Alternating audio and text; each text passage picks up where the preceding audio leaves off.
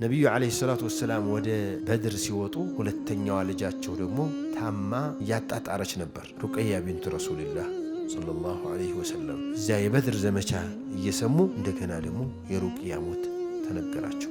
ሩቅያ የማን ሚስት ነበሩ? የዑስማን ብን ዓፋን። ዑስማን ብን ዓፋን ረዲየላሁ ተዓላ አንሁ ዘመቻ ላይ አልነበሩም፣ በድር ላይ አልሄዱም። ልጄን ለማን ጥለናት እንሄዳለን? አንተም ሂደህ እኔም ሂጄ እቺ ልጅ አንድ ነገር ብትሆን ማን ይቀብራታል ብለው ዑስማን አስቀርተዋቸው ነበር። ታዲያ ምን አሏቸው? እኔ ዘመቻ ሲሄድ ህዝቡ ሲሄድ እኔ ልቀር ነው ያ ረሱላላህ? አላህ አይዞህ እንዳለህ ይቆጠራል አሏቸው። ኡሳመት ብኑ ዘይድንም ጠብቅ ብለዋቸው ነበር።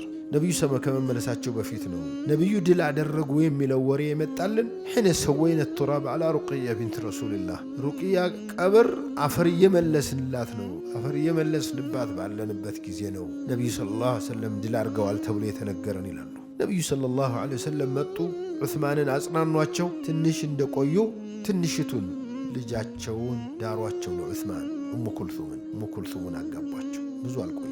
ዚኑረይን ይባላሉ። የሁለት አበባዎች ባለቤት ማለት አይደል? የሩቅያና የኡሙ ኩልሱም ባል ባለቤት ነው።